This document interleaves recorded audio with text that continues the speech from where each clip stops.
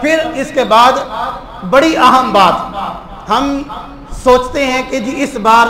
گھر کے اندر گھر کا جو سربراہ تھا اس نے قربانی کر لی،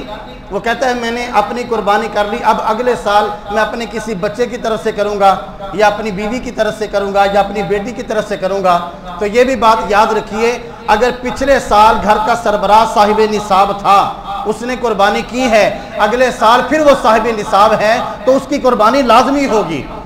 اگر اس قربانی کے ساتھ اس کے پاس اضافی پیسے ہیں، دو قربانیاں کی، ایک گھر کے سربراہ کی ہوگی، دوسری اپنی بیوی کی طرف سے کرے، تیسری اپنے بچے کی طرف سے کرے، چوتھی اپنے پوتے کی طرف سے کرے، اس طرح جس کی طرف سے چاہے کرتا جائے، لیکن پہلی قربانی گھر کے سربراہ کی اپنی، ہر سال جتنے سال صاحب نصاب رہے گا اتنے سال اس کی قربانی ہر حال میں ضروری ہے، اگر نہیں کرے گا تو وہ گناہ گار ہوگا۔ نبی کریم صلی اللہ علیہ وسلم کا فرمان ذیشان کہ اللہ کریم کو عید الاضحیٰ کے دنوں میں خون بہانے سے بہتر کوئی چیز زیادہ پسند نہیں ہے۔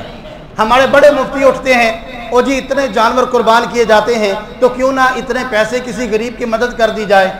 اتنے پیسوں میں جب بچے کی شادی کی تھی تب خیال آیا تھا؟ جب گھر میں لاکھوں روپیہ خرچ ہو رہا تھا، بچوں کی منگنیوں پر لاکھوں خرچ ہو رہا تھا، بچوں کے ولیموں پر اور دوسرے خرافات پر خرچ کر رہے تھے، اس وقت غریب یاد نہیں آئے؟ جب جیبوں کے اندر لاکھ لاکھ روپے، 4 لاکھ کے موبائل تھے، اس وقت غریب یاد نہیں آئے؟ غریب کب یاد آیا؟ جب اللہ کا حکم آیا، اللہ نے کہا قربانی کرو، ہمیں غریبوں کا خیال آیا، تو غریبوں کا خیال کرنا ہے، قربانی ذبح کریں، اپنے گھر کے اندر سارے کا سارا گوشت جو ہے وہ غریبوں میں تقسیم کرے، پھر پتہ چلے گا آپ کو غریبوں کا خیال ہے۔ اس وقت تو کہتے ہیں نہیں یہ گھر میں رکھو، اس کا ہم جناب فلاں چیز بنائیں گے، اس کی فلاں چیز بنائیں گے۔